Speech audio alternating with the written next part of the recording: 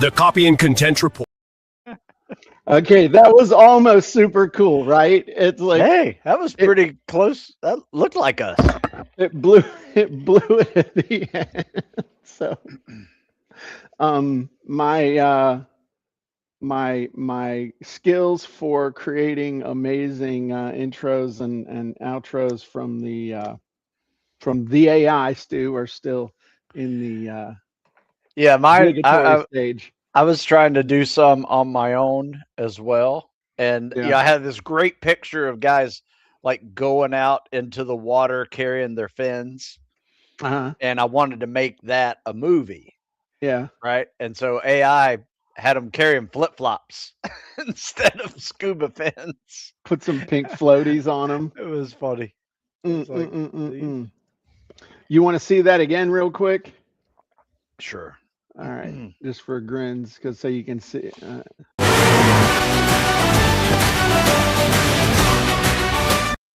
Oh, that was a different one. Bringing the ruck to the. That was the wrong one. I'm bringing my ruck to the podcast. There you go.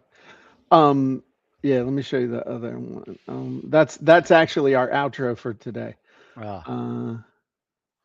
Let's see. The Copy and Content Report. So I'm gonna tell you the the prompt that I used for that.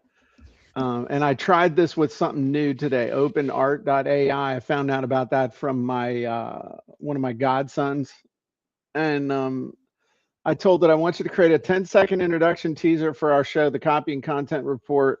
It should be done in the styles of an 80 action TV series with explosions, car chases, fire, and a slow motion sequence of us walking up. I like it. That's very good prompt. It needs some work, but that was kind of fun. I gotta up our game, so I'll be working on that each week. Yeah. Just to make things cooler and more fun. So Stu, it's the middle of August. This is follow-up and indoctrination month. Did you see today's article? I did. I got two of them, though it was two different titles for the same article, I think. What? You got two emails? Two versions? Oh, interesting. Okay. It was, I mean, it was a great article. It made a lot of sense. That was a split test we were doing. Were they both to the same email address? We're troubleshooting right now. Yeah, they were both to me. Yeah. But they were both to the exact same email address?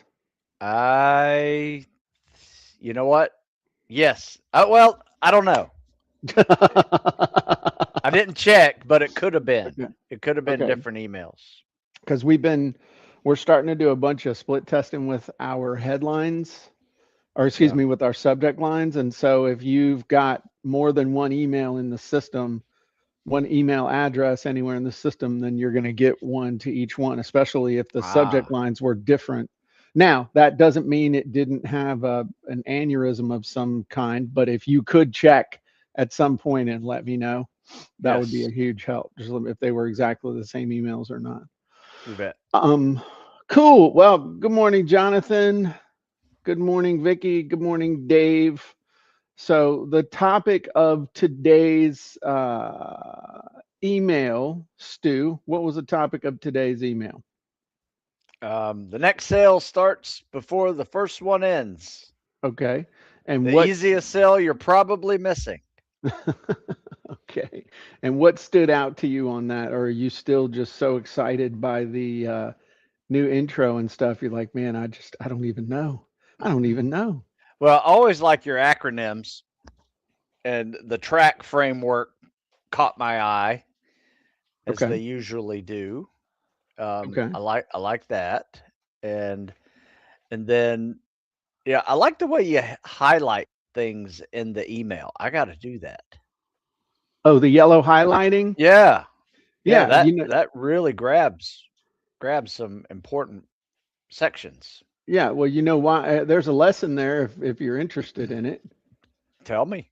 Okay. I don't expect most people to actually read everything. So I'm pulling up the I'm pulling up the Word doc file that I send over to Nancy when I'm done with it. So I don't expect anybody to read the whole thing right off the top. So what I try and do is highlight the stuff that if somebody was skimming, that they could pick up the main ideas from the whole thing, and this would help them to decide whether they wanted to read the whole thing or not. So that's the thought. If you're going to do longer stuff, don't assume everybody's going to read the whole thing. But if you were to read this and hit those yellow parts, it would you'd get the gist, and then maybe decide you wanted to go back and read the whole thing. In fact, that's exactly what it made me do, because as soon as I got the yellow things, I was like, oh, let me see what this is. This 5-sentence next track email was really cool. Right. And so there's a lesson there for sales copy too, that you don't have to just use bold, underline, headlines, subheadlines, but you can use yellow highlighting as well in your sales copy.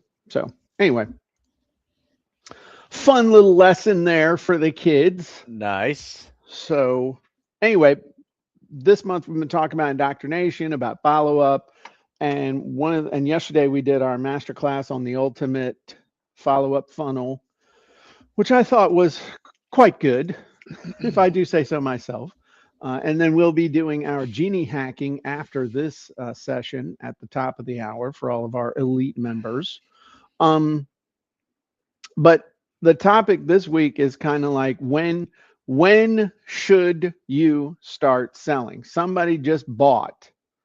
When should you start selling them and making the next offer? What do you think, Stu? Should you wait? Is there a cooling off period? No, I don't think so.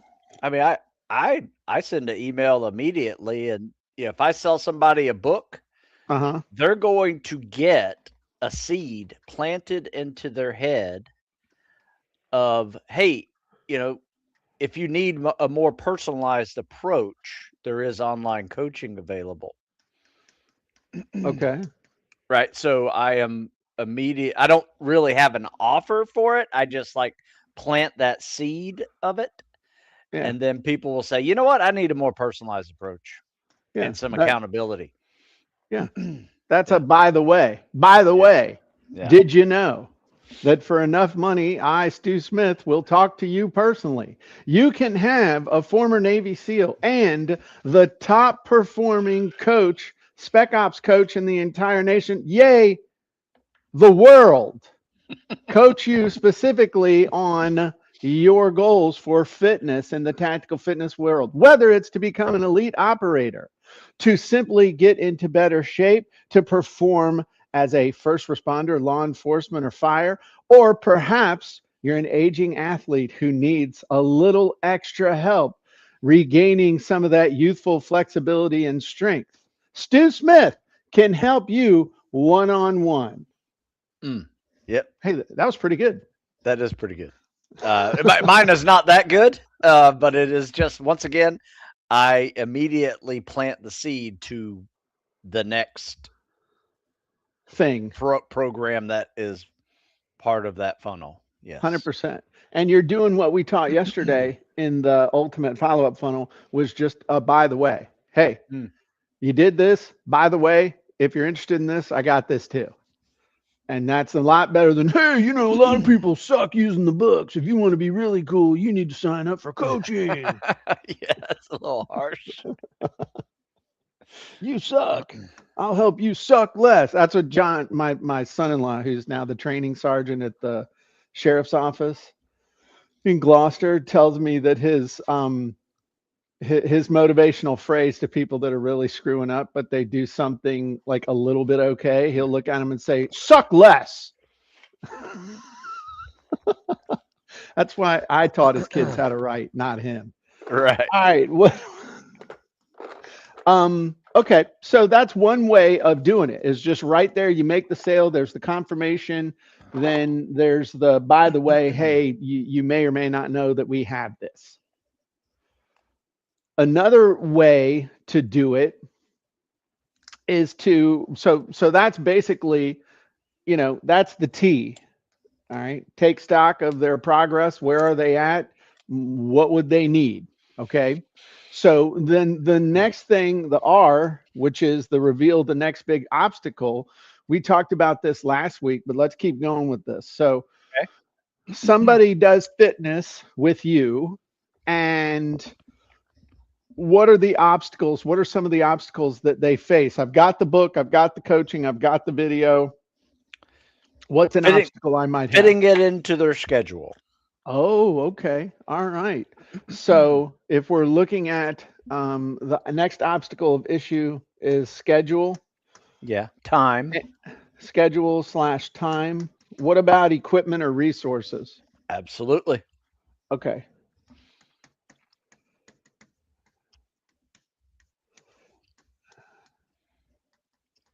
So as far as schedule and time, is a lot of that mindset?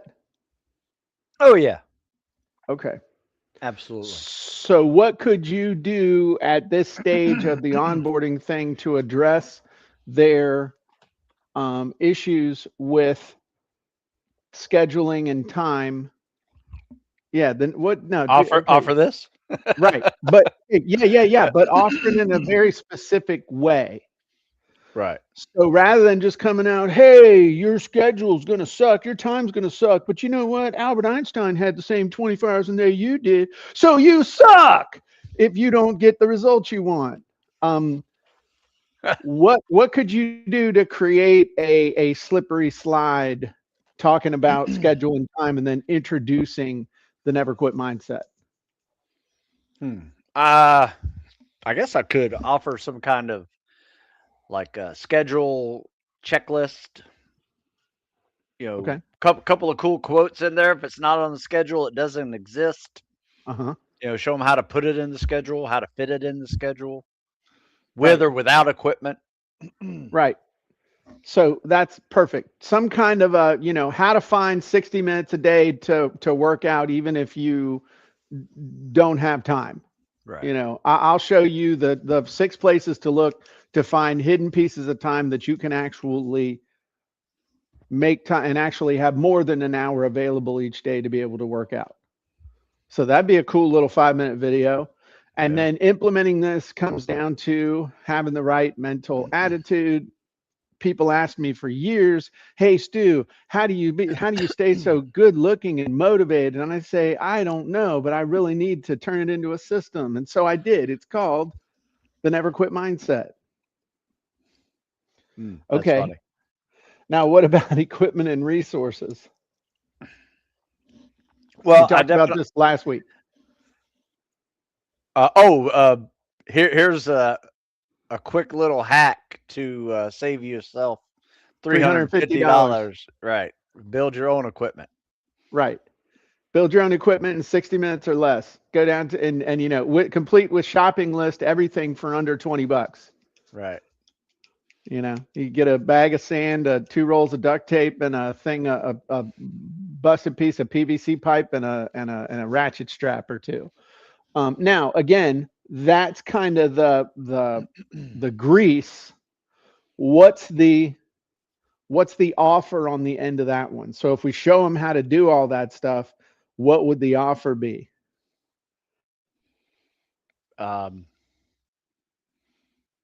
guess the more personalized approach if they purchased a book. Yeah. So at the end, tell them, hey, this is exactly the kind of stuff that I teach my students one-on-one in the online PT club. And you can join the PT club and have actual contact and ability to talk to me for as little as, what's the lowest somebody can actually have one-on-one contact with you in the PT club? Like $100 a month? Yeah, roughly. Okay. So for less than dinner for 4 at your favorite Mexican restaurant. Or actually lunch for 4 at your favorite Mexican restaurant. Okay. So it's true, Stu. Used to be able to go eat there for a lot less. Went to lunch with all the guys where were 5 of us, ate lunch at the Mexican restaurant with tip. It was $165. Yeah. You know why? Diesel. Diesel costs all the shipping around the United States goes by diesel, and those are like skyrocketing prices. So everything's going to get more expensive. Okay. Low on diesel, Jim. We're low on diesel. Okay, Pollyanna. That's Say good it. to know. Okay. So now the A in track stands for align, which basically says your next offer should solve the next problem, not merely the next item in your catalog. So what is the next problem that people are going to have once they start working out real hard? Yeah, probably some soreness. Ouch, Yeah, ouch, aches and yeah. pains, little soreness. Gotta learn how to do mobility day to take away some of that soreness. Oh, I'm sore. Exactly. You got anything for that? Oh yeah. Okay. Where is it? You not holding it up? Oh, I don't have a. What? Oh, you mean like this one, Aegis Athlete? Yeah. I know. Yeah. No, I have the Never Quit stretching video that you bullied me into making. Oh my God. I've bullied Stu into making money. Right. But I mean, that's the thing. It's like, I'm sore. Oh yeah, never quit. Imagine if I could come to your house or to your gym and stretch with you personally in a routine that's been used by ultimately some of the top tier operators in the entire world. And you can do it right there in your living room. Oh, hell yeah. Sweet. All right. So that's pretty good. I'll tell you what, man. I should hire you, Jim. Should definitely hire you. See, Well, that's okay, why so I'm here learning as well. So all right. So then the next thing in C is create a low friction bridge. And that Yeah. basically means you don't, for somebody who's already knows who you are, trusts you, likes you, is following you, you don't need a 20-page sales letter to sell most stuff. No. Especially if it's just in the sequence, or it's really helping them, it's getting them up to speed. So but you're thinking about create a low friction bridge. That's what we were doing with all of this stuff. The low friction bridge can be basically, well, what I'll just quote from the article. Now that X is done, the next challenge is blank. And that's exactly what we solve for you here. So that's kind of what we've been doing here. All right. I bought it. I want to get in shape. I don't have time. I don't have, money to go blow at a gym or something like that. Now I'm working out and I'm sore. Okay. So all of those things, we create that bridge of acknowledging the issue, helping them with what to, why to, and maybe even a little bit of how to, and then we bridge to our solution. All right. And the cool thing is, you're like, well, Stu's got 8,000 books and Stu's been doing this for 40 freaking years. Hey guys, guess what? You can bridge to coaching. You can bridge anything to coaching. Mm-hmm. Anything. All right. And the cool thing is that if you do that, then people don't see everything you're doing as a pitch. You ever bought anything online, Stu? Did twice today already. Did you really? I did Yeah. too. I signed up for something, but I need to unsign up for it. I don't know. I might not unsign up for it. I bought a medical kit. Yeah. And a Jace case? A what? A Jace case? Yes. And I bought a t-shirt that was funny. Uh-huh. Okay. Yeah, it's got a penguin on it fighting. Uh-huh. And it said flight was never the option. I like that. I like mean that. looking penguin. I was like, oh, this is good. I got a t-shirt. Oh yeah, I buy dumb stuff too, Jim. Okay. And then do you like it when the person you buy something from just nonstop pitches your ass over and over and over, and every day it's the new pitch, it's the new thing? No, not necessarily. Yeah. The only ones I like to pitch me repeatedly are the 9-line t-shirts, because I like looking at the new designs, and if one tickles me, I'll buy it. Yeah.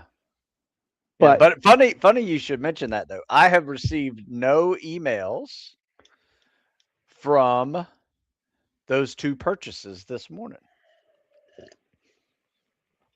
Really? No email. And I bought them at like 9 o'clock this morning. Did you check your spam filter? I have. I'm doing it right now. Wow. Well, that's pretty stupid on their part. Yep. I mean, I got a PayPal receipt. That was it. So it went through. There you go. Well, then the last thing in track is to keep it low pressure. And when we're talking about moving people on to the next sale or letting them know what else you got, here's the thing. They already bought, the result they're trying to get. Just give them stuff that'll help them get the result or get the next result. Or when I say give, share things with them that you have that are going to help them get the next result. But do it more in a by the way fashion. Hey, by the way, if you're dealing with this, I got this. Everything doesn't have to be a sale. That's the other thing, is you want to keep them off balance. You don't want them to think that everything is a pitch, and you don't want them to think that everything is free. You want to have a mix of, hey, this is good, this is cool, that's a cool video. Oh, yeah, of course he's got a course I got to pay for.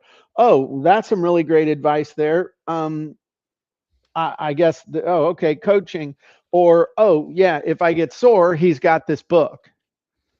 But it's not like in your face hammering the crap out of them with the 5 email sequence, and it disappears and you'll never see it again.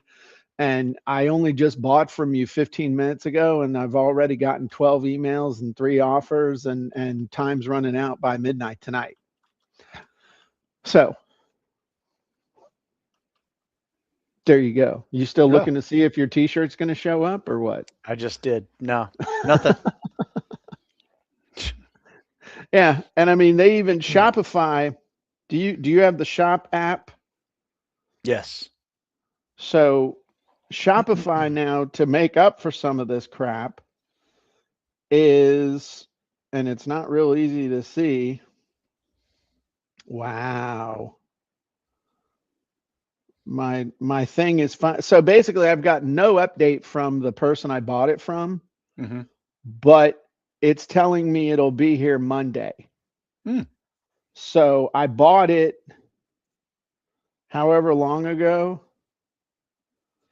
I bought the thing on, it's not even telling me when I bought the damn thing. Probably because it doesn't want me to get pissed off.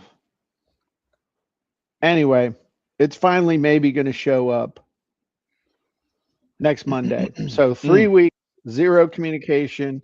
And the only reason I know that it's coming is because I got the Shopify app, and it'll automatically tells you when shipping. Yeah.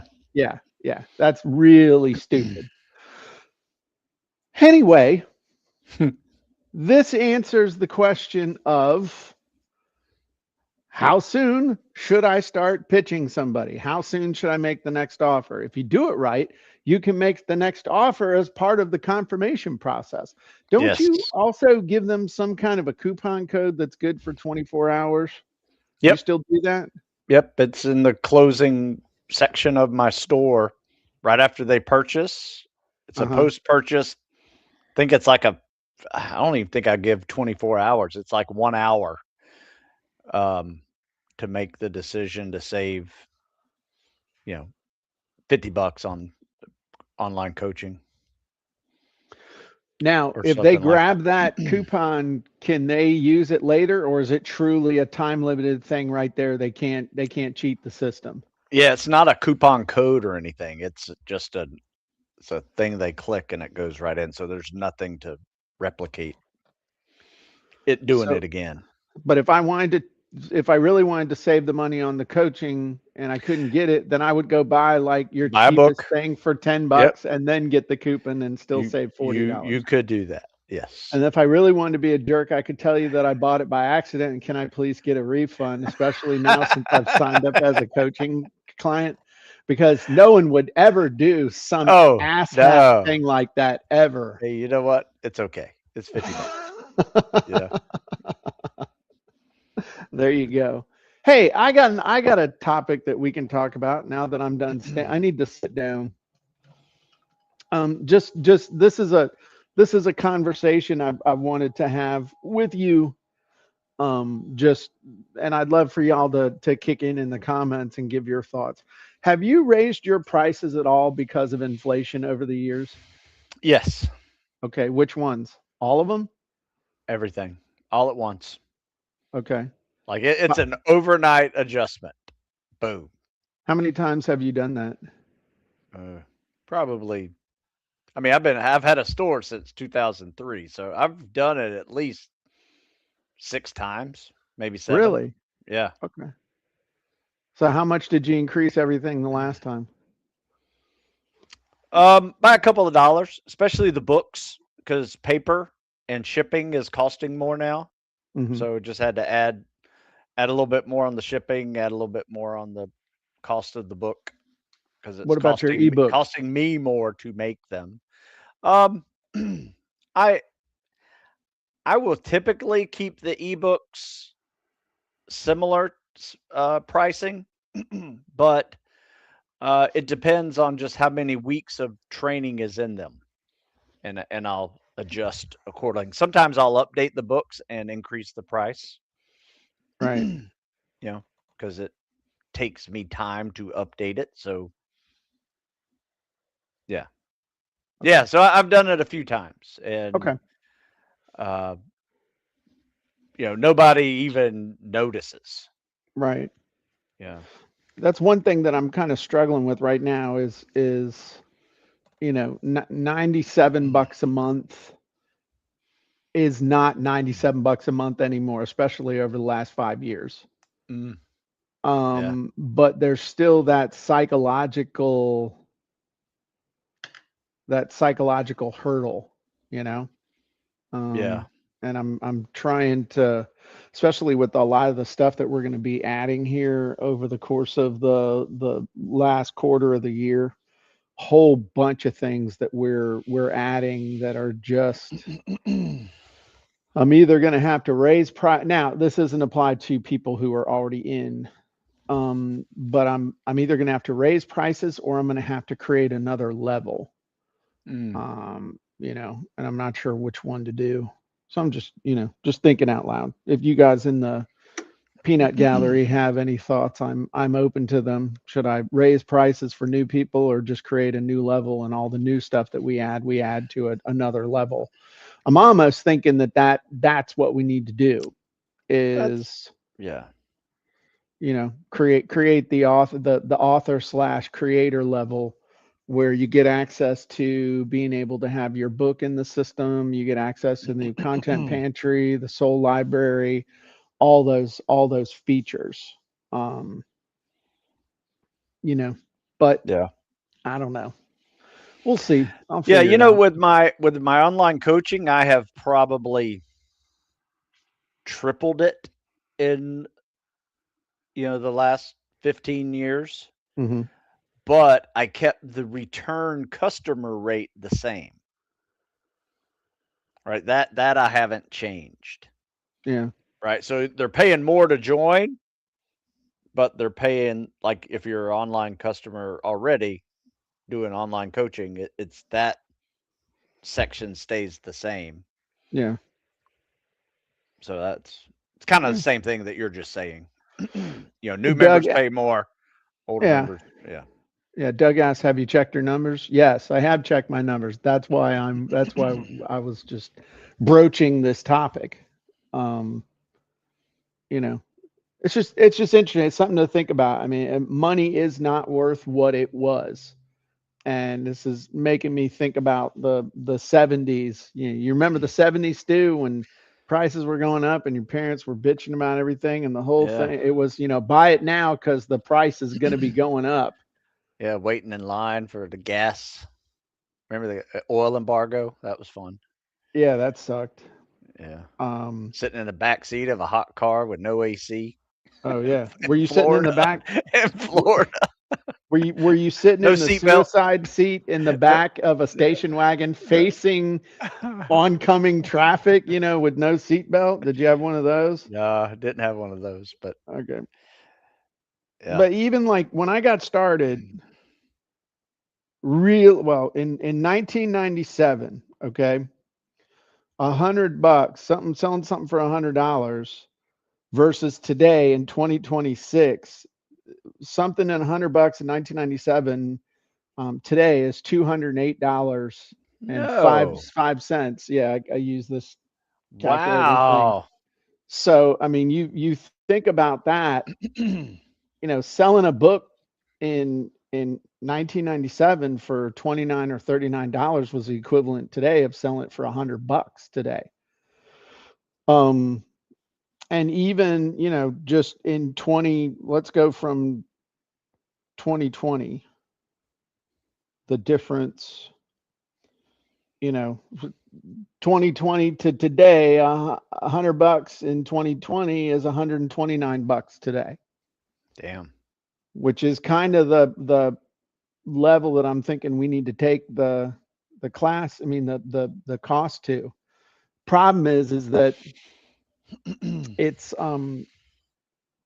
that psychologically is hard for people. You know, Yeah. you might get one person at 129, but you get two people at 97. Yeah. Bill says create an a la carte option. There really is no a la carte option for what we're doing. I mean, it's one of the things I've also learned is everybody and their brother now has AI software. And so it's one of those things where we're not an AI. We tried to be an AI company and everything was built around the software, and A, it was zero fun. B, you became a commodity. But everybody's like, oh no, you can't have your personality baked into it, and that's just dumb. But now we are a training company that has AI tools. That's how I view what we're doing. I would agree. This is not it's not an AI company. And that just makes more sense for what we're doing. So anyway, just food for thought, things to think about.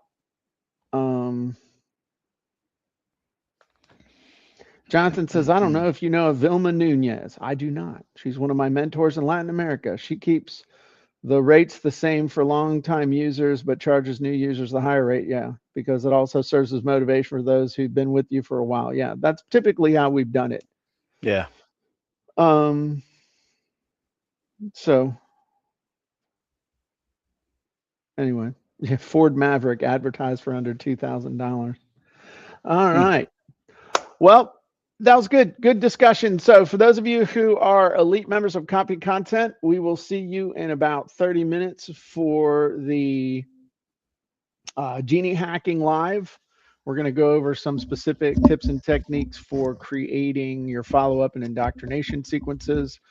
And if you're not a member, you should be. You can go to CopyandContent.AI and sign up before we increase the price. And anyway, good job, Stu. And if people want to get all the things that we talked about here, including coaching and everything else, where can they go? StuSmithFitness.com. There you go. All right. Well, thanks, everybody, and we'll see you next time. Have a great day.